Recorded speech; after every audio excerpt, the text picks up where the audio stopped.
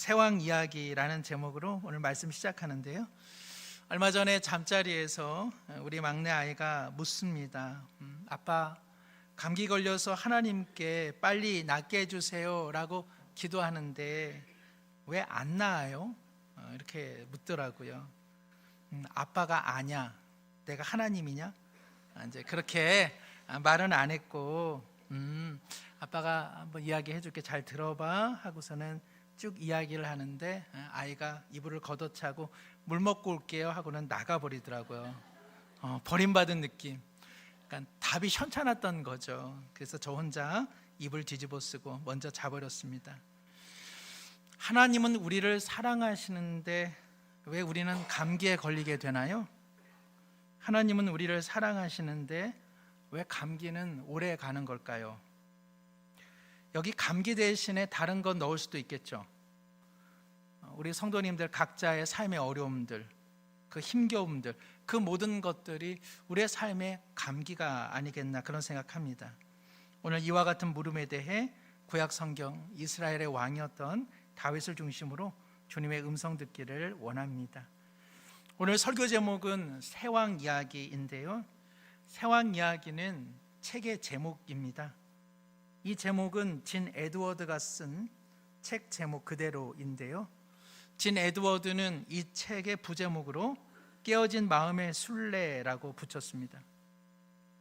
세왕 이야기는 깨어진 마음에 대한 이야기이거든요. 여기서 깨어졌다라고 하는 것은 파편화되다, 파괴되다라는 부정적인 뜻이 아니라 자기 자아로, 자기 오름으로 똘똘 뭉친 우리의 자아가 깨어지는 것, 바로 그 깨어짐의 사람이 다윗이었다라고 이야기합니다. 저자는 다윗의 이야기가 기록된 성경 사무엘 상하의 내용을 바탕으로 그 다윗의 한평생 깨어져 가는 삶의 내면을 설득력 있게 전달하고 있습니다. 이 책이 말하고자 하는 내용은 분명합니다. 하나님께서는 모든 신자들을 깨어진 사람으로 만들어 가고 계시다는 것. 과연 우리는 하나님의 깨어지게 하시는 마음에 순종하며 살아가고 있는가, 그 질문을 하고 있는 것이죠. 안타깝지만 다윗이 하나님 앞에서 깨어진 마음, 깨어진 사람이 되었는 일은 그의 일평생 진행됩니다.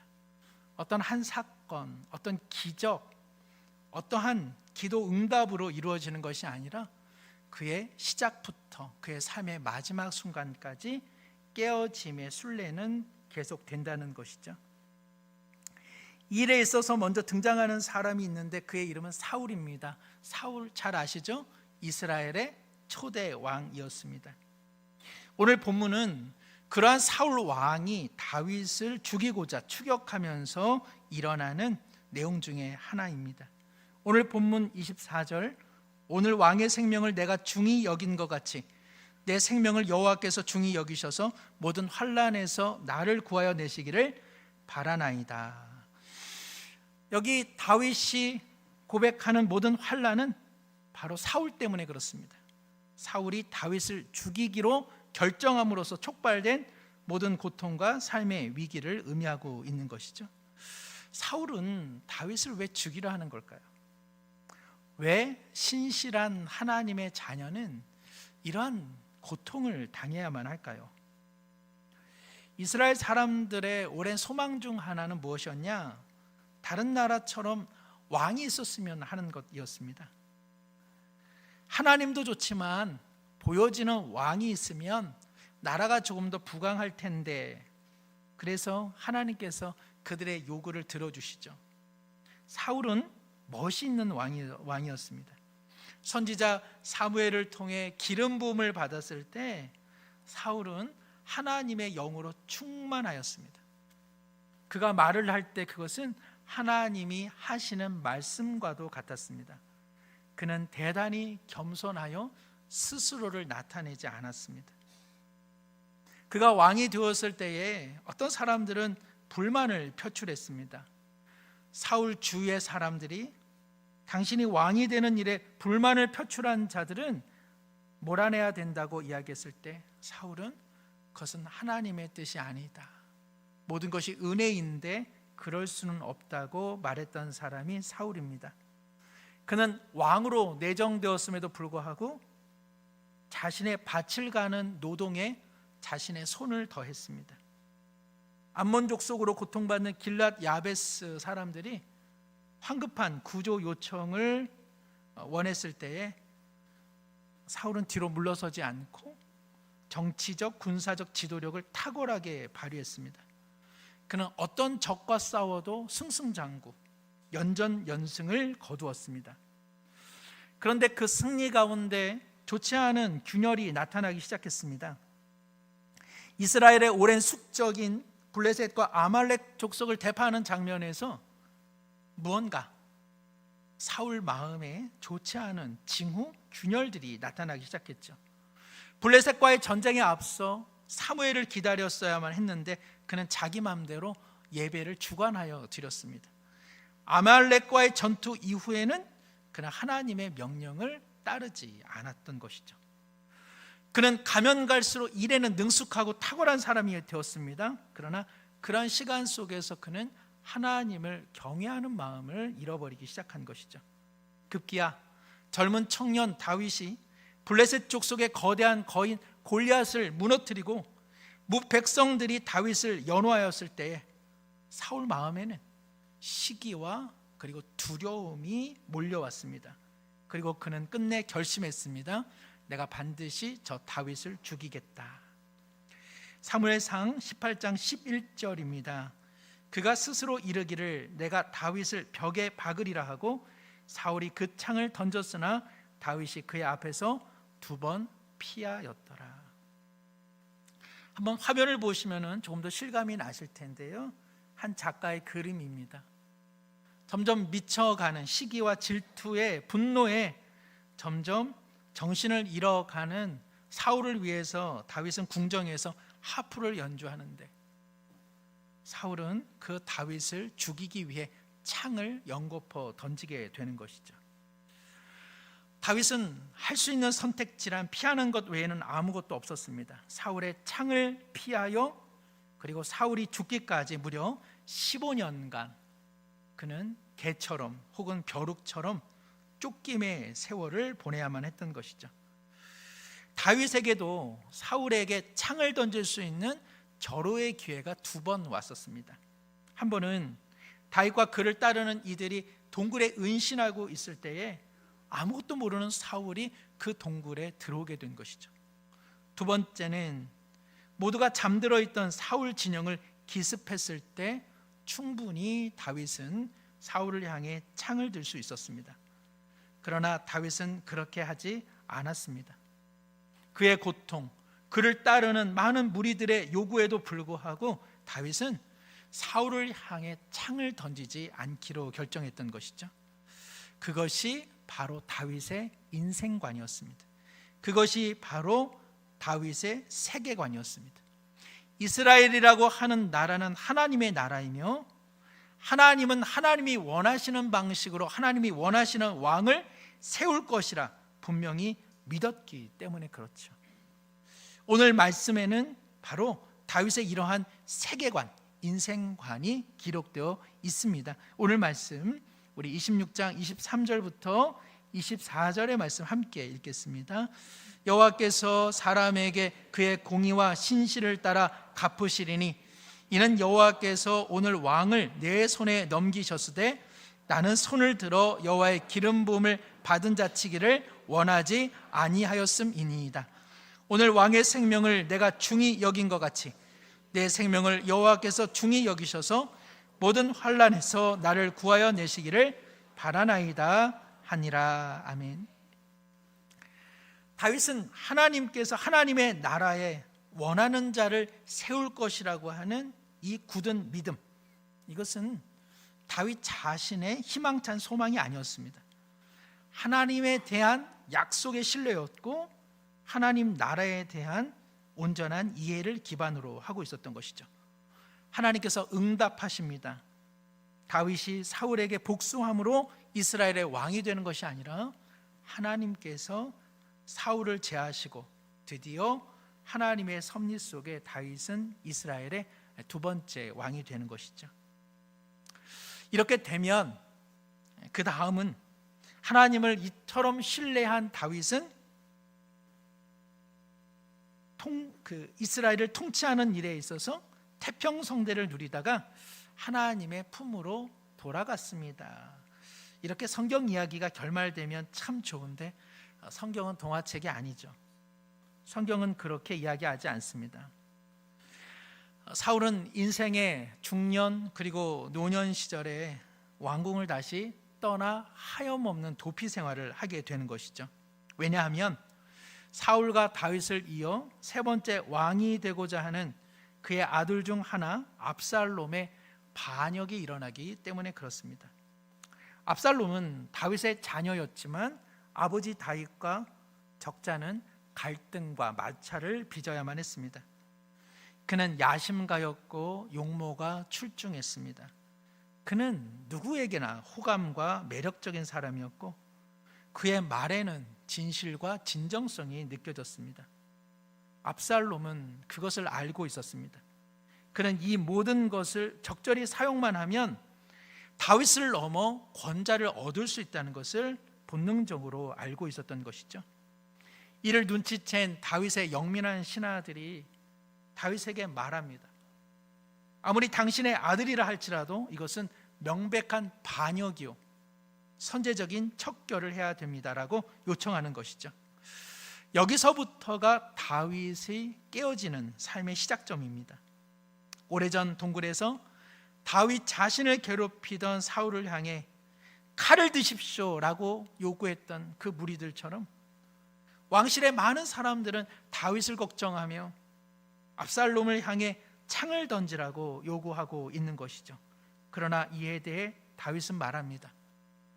오래전 나를 두려워하여 창을 던진 사울처럼 나는 압살롬에게 창을 던지지는 않을 것이다.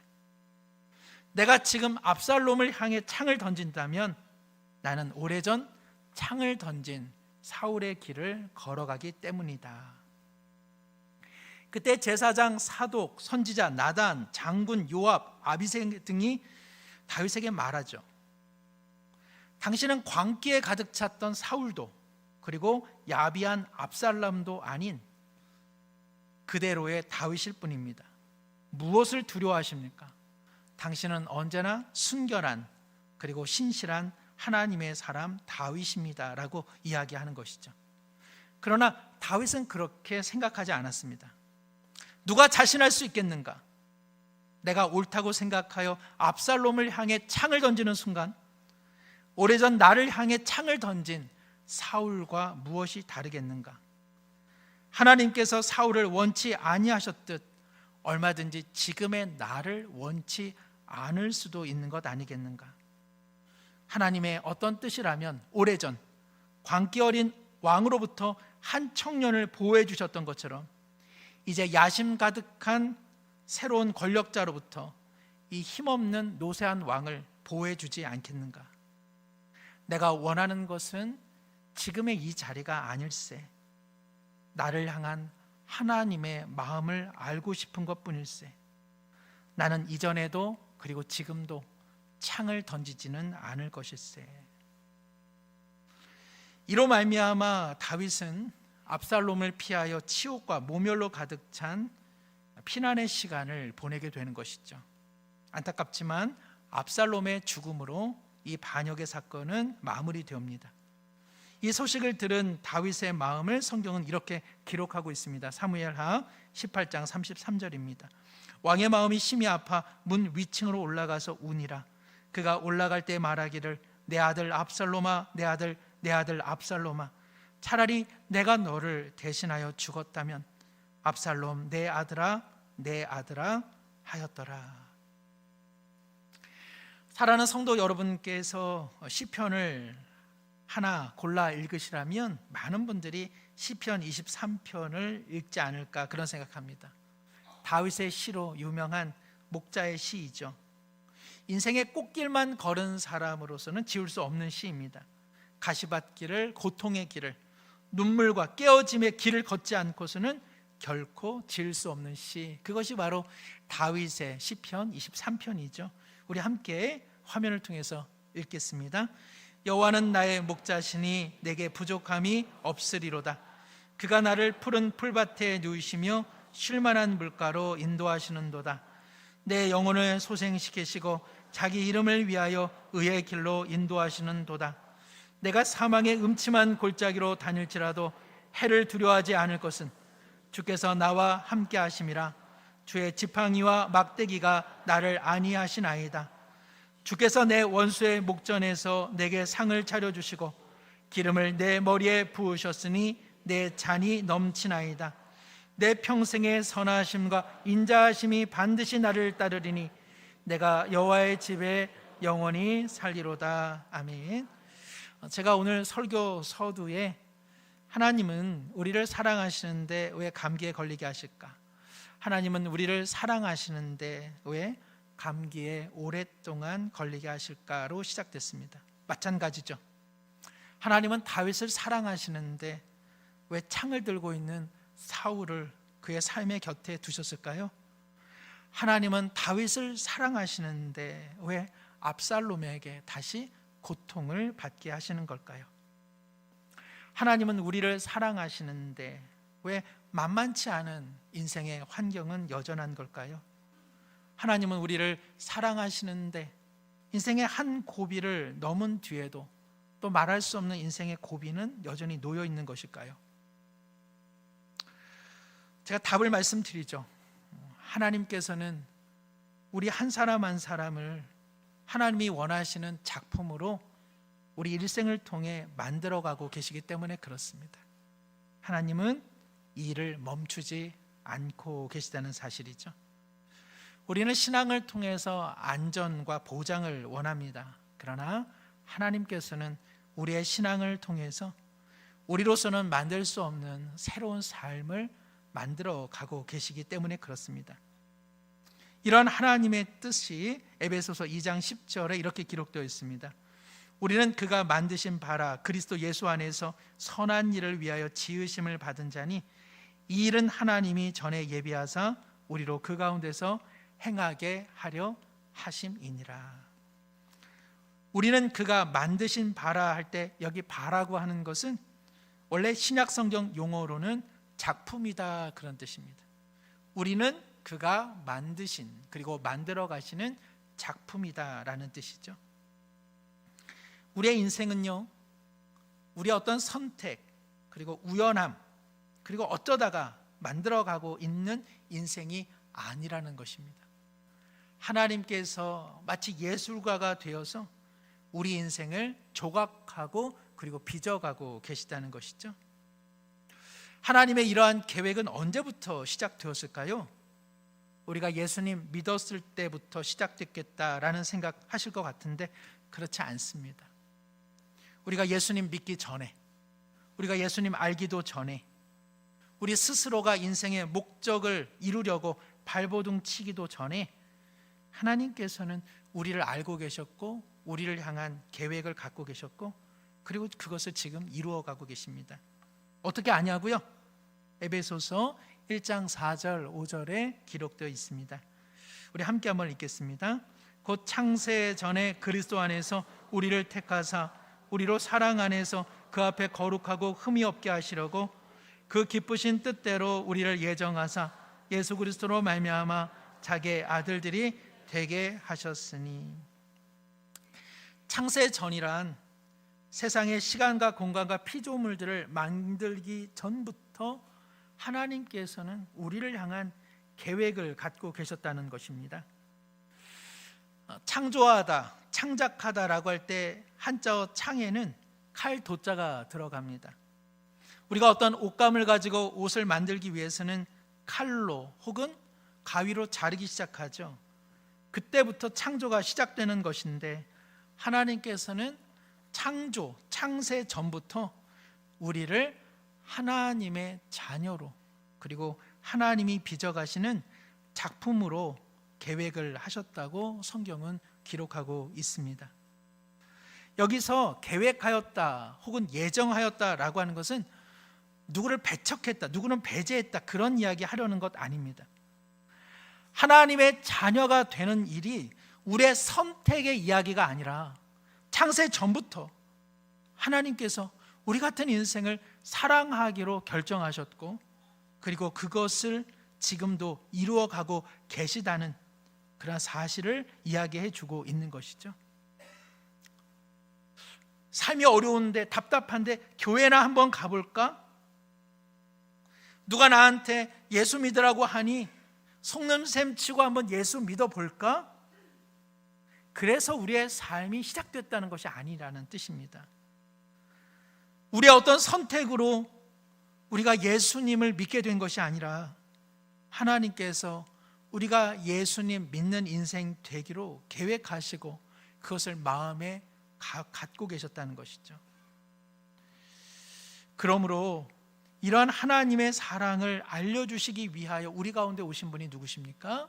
바로 예수 그리스도십니다. 예수님은 십자가에서 죽으시고 믿을래 안 믿을래 선택은 당신의 것입니다 라는 내용만이 아니라 창세전부터 하나님께서 우리를 사랑하고 계시다는 것, 그리고 우리를 향해 영원한 뜻과 목적을 갖고 계시다는 것을 알게 하시기 위하여 우리 가운데 예수님이 오신 것이죠. 왜 예수님 죽으셨을까요? 다만 우리의 죄와 허물을 씻어내기 위해서 예수님 죽으신 것 아닙니다. 거기서 해방되어 참된 하나님의 작품, 하나님이 의도하신 인생을 살게 하시기 위하여 나는 내 아들을 주기까지 나는 포기하지 않아 라는 하나님의 뜻, 그것이 바로 예수 그리스도이신 것이죠. 예수 그리스도께서는 왜 부활하셨습니까? 우리의 실패에도 불구하고 예수님 다시 살아나심으로써 실패와 우리의 죄와 우리의 죄의 결과마저도 우리 인생을 규정하지 않고 있다는 것을 하나님 알려주시기 위하여 예수님은 부활하신 것입니다. 사랑하는 성도 여러분, 예수님 믿어 다만 어떻게 살다가 천국 가는 것, 그것은 기독교의 작은 내용의 일부일 뿐입니다. 중요한 것은 창세 전부터 하나님께서 우리를 사랑하셔서 자신의 아들을 내어주시기까지 우리를 참된 사람으로 만들어 가고 계시다는 것, 그것이 하나님의 마음인 것이죠. 그러니 우리 인생은 누가 뭐라 해도 존귀한 인생입니다. 창세 전부터 하나님께서 계획하시고 알고 계시는 인생이기 때문에 그렇죠. 정말 주님의 이 마음을 알면 창을 던지는 일에 인생을 낭비하지 않겠죠. 누군가를 찌르는 일에, 어떤 일에 분노하고 시기하고 그리고 화내는 것으로 우리 인생을 탕비하지는 않을 것입니다. 하나님께서 창세전부터 계획하신 존귀한 삶, 그것이 바로 우리 삶의 몫이라는 것을 기억하셔야만 합니다. 거기에 뭐가 필요한가요? 거기에 감기가 필요하다는 것입니다. 거기에 사울이 있어야 하고 거기에 압살롬이 있어야 우리 인생이 깨어져 하나님께서 재료 삼아서 빚어 가신다는 것이죠. 기독교 신앙은 우리 삶에 무슨 문제가 생기고 무슨 고통이 생기면 열심히 기도하면 사라지고 회개하면 그 문제가 해결되는 것, 그런 것 아닙니다. 그 문제, 그 고통, 그 아픔이 우리 인생 가운데 철철 넘쳐납니다. 그것을 하나님은 재료 삼으셔서 우리를 깨트려 하나님의 작품으로 빚어가고 계시다는 것이죠. 이것이 저와 여러분의 기독교적 인생관이 되셔야만 합니다. 반복되는 삶의 어려움은 얼마나 많습니까? 어제를 헤쳐나왔지만 오늘의 풍랑이 심하고 내일의 파고도 만만하지 않습니다. 징그럽게 말 안 듣는 자녀들, 원수와 왼수의 차이를 제가 한번 말씀드렸죠. 원수는 누굽니까? 집 밖에 있는 사람들 원수. 그러면 왼수는 누구죠? 집 안에 있는 그것들. 번호표 뽑고 기다리고 있죠. 매번 내 인생에 등장하는 딱 내가 싫어하는데 얼굴 자주 봐야 되는 사람, 끊임없이 한 사람이 지나고 나면 띵동 하고 번호표 들고 우리 인생 가운데 서성이지 않습니까? 내 인생의 중년을 지나 노년이 되면 삶의 고단함도 삶의 막막함도 다 사라지리라 생각했지만 인생의 마지막 순간까지 쉽지 않다는 것은 우리 모두 잘 알고 계실 겁니다. 사랑하는 성도 여러분, 쉽다는 말씀을 드리는 것이 아닙니다. 그러나 하나님께서 우리의 기도에 관심이 없다거나 우리의 삶에 일어나는 일들이 재앙이 아니라는 말씀을 제가 드리고 있는 것입니다. 인생은 원래 힘든 것이죠. 인생은 원래 고통스럽습니다. 그러나 하나님께서는 그것들을 무의미하게 만들지 않으시고 창세 전부터 우리를 계획하신 영화로운 하나님의 자녀 되는 일에 그 모든 것들을 유익되게 사용하고 계시다는 것이죠. 가만히 생각해 보십시오. 확실히 우리 모두가 예수님 믿고 조금 나아지지 않았습니까? 예전 같으면 내게 못마땅한 이야기하는 사람 어떻게 합니까? 손톱으로 확 핥히거나 그냥 이맛박을 그냥 확 받아버렸을 텐데 많이 참으시잖아요. 멋있어지신 거죠. 예전에는 아내분이 여보 숟가락 좀 놔줘요 그러면은 밖에서 내가 돈 벌고 와서 집에서까지 일을 해야 돼 라고 했는데 지금은 어떻게 합니까? 아이고 내 정신 좀 봐. 알았어. 밥이라도 얻어먹으려면 그래 알겠어. 할 수만 있으면 좋은 말 하려 하고 할 수만 있으면 다른 사람 마음 헤아려 보고 할 수만 있으면 격려하고 그리고 불안한 인생 속에서도 소망되는 말 하려고 부단히 애를 쓰고 계시지 않습니까? 모두가 다 훌륭해지신 줄로 믿습니다. 아멘이 별로 없으셔가지고 설교를 한 5분간 연장하겠습니다. 말씀을 맺습니다.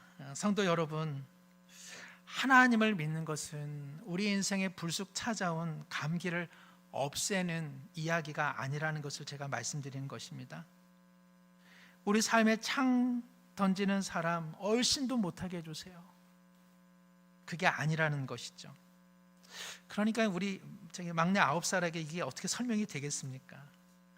기독교 신앙은 우리 삶의 감기가, 우리 삶에 창 던지는 사람, 그 사람조차도 하나님께서 우리를 복되게 하는 인생으로 재료로 삼아 사용하신다는 것입니다. 그게 바로 기독교인 것이죠.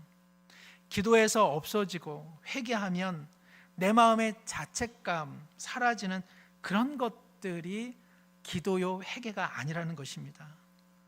하나님께서는 우리의 삶의 그 모든 것들을 연합하여 재료 삼아서 하나님 원하시는 인생으로 만들어 가고 계시는 것이죠. 그러니 우리 어떻게 해야 됩니까? 깨어져야 한다는 이야기를 드리는 것입니다. 깨어지면 힘듭니다. 하나님께서 날 버리신 것 아닌가 두려움과 절망 속에 거할 때 많이 있습니다. 그래서 예수님을 바라보셔야 합니다. 예수님은 우리를 위하여 자신의 모든 것을 내어주셨습니다. 우리의 깨어짐은 죽음이 아니라 하나님께서 우리를 살리시기 위한 것이죠. 예수님은 다시 부활하셨습니다. 우리는 깨어지는 것이 절망이고 죽음이라 생각할 때에 예수님의 부활을 통해 하나님은 사는 것에 대해 말씀하고 계시는 것이죠. 인생을 마치 다 아는 것처럼, 다 된 것처럼 신앙으로 딱딱한 갑옷으로 자신을 보호해서는 안 됩니다. 하나님은 우리의 천국에 이르기까지 우리 인생을 깨트리실 것입니다.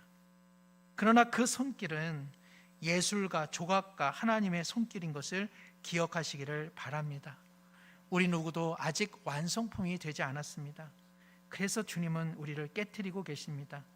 너무 괴로워하시거나 너무 아파하지 마십시오. 그것이 하나님께서 우리를 살리시는 뜻이기 때문에 그렇습니다. 하나님은 십자가의 손길로 우리의 인생을 그리고 이번 한 주도 빚어 주실 것입니다. 기도하겠습니다. 하나님, 우리를 사랑하심을 의심치는 않지만 우리 인생에 감기가 있고 우리 인생에 고난이 있고 우리 인생에 창을 던지는 사람들은 여전합니다. 그 모든 것을 합하여 창세 전에 우리를 사랑하심으로 아름다운 인생으로 빚어가시는 주님의 뜻이 이루어지고 있는 오늘의 현실임을 기억하게 하여 주옵소서.